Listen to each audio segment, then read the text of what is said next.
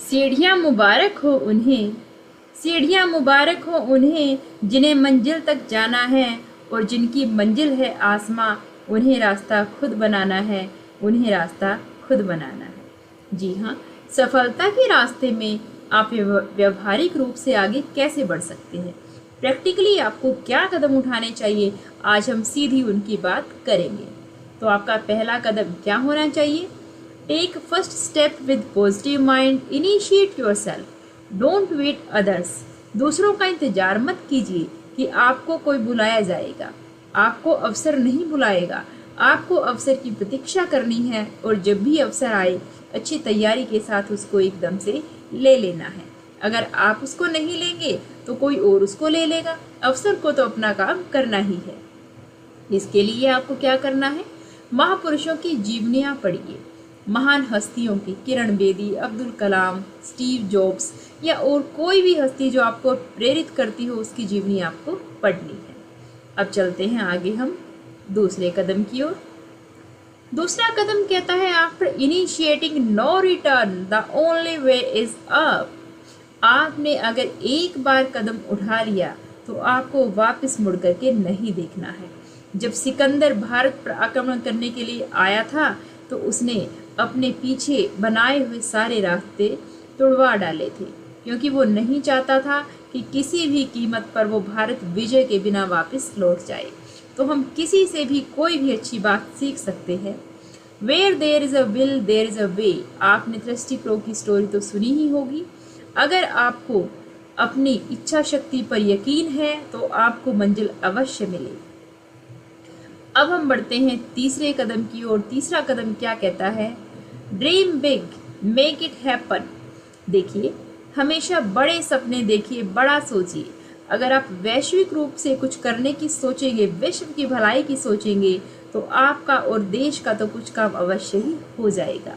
और सबसे जरूरी बात, बी सेटिस्फाइड, संतुष्ट तो रहिए, लेकिन सैचुरेटेड, तृप्त नहीं कि अरे भाई मुझे तो बहुत मिल गया है, अब मैं इतना लेकर के क्या करूँगा। नहीं, best can be made better. ये आपको ध्यान रखना है कि best can be made better always. ये आपको सोचते रहना है और करके दिखाना है। अब चलते हैं आपके चौथे कदम की ओर। चौथा कदम बताता है टीम वर्क के महत्व को। Team work, find a good partner. एक अच्छा पार्टनर होना आपके लिए सौभाग्य की बात होगी, जो आपको सकारात्मक रूप से कार्य करके आगे लेके जाएगा। टीम में हमेशा ऐसे व्यक्ति को चुनिए जिसको आप अगर कोई ड्यूटी देते हैं वो उनके प्रति अकाउंटेबल हो, उत्तरदायिता, आपको उत्तरदायित्व निश्चित कर देना है कि ये काम आपको करना ही करना है, और उसकी टाइम टू टाइम आपको रिपोर्ट लेकर के उसको एकदम से चेक करके आगे बढ़ते हुए रहना है। अब देखते हैं पांचवा कदम क्या कहता है। पांचवा कदम कहता है reach the top whatever it takes. आपको टॉप पर जाना है। हमने शुरू में कहा था कि जिनकी मंजिल है आसमां, उन्हें रास्ता खुद बनाना है। तो it will be possible when ever you will find opportunities in disasters, difficulties. जब आप ये कहना बंद कर देंगे कि मेरे साथ ही ऐसा क्यों, आपको ये नहीं कहना है, आपको ये कहना है कोई बात नहीं, मेरे साथ ऐसा हुआ है तो मैं इसमें भी क्या अच्छा कर सकता हूँ, ये आपको सोच करके दिखाना है। आप किसी भी महान व्यक्ति का जीवन देख लीजिए, वो हमेशा मुसीबतों के दावानल से निकल करके महान बनता है। तो अगर आपके पास मुसीबतें आती हैं तो वो पहला लक्षण है आपके महान बनने का। आशावादी व्यक्ति हर आपदा में एक अवसर देखता है, और जो निराशावादी व्यक्ति होता है वो हर अवसर में एक आपदा देखता है। मैं एक छोटी सी कहानी आपको सुनाती हूँ। एक बार एक कंपनी ने, चप्पल बनाने वाली कंपनी ने अफ्रीका में अपने एक एजेंट को भेजा।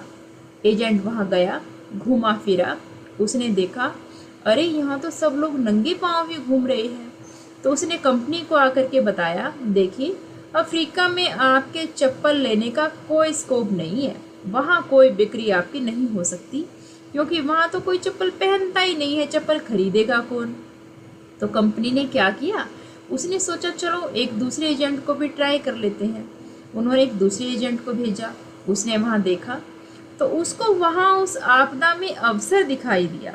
उसने कहा उसने अपनी रिपोर्ट बना करके प्रस्तुत की कि साहब, अफ्रीका में कोई भी चप्पल नहीं पहनता है और वहाँ हमारी कंपनी के लिए बहुत ही विशाल स्कोप है। वहाँ सभी हमारे ग्राहक बन सकते हैं। अगर हम उनको चप्पलों की महत्ता समझाने में कामयाब हो जाते हैं तो आपके लिए ये बहुत ही अच्छी बात होगी। इस तरह से आपको हमेशा अपनी आपदा में भी अवसर को देखना है।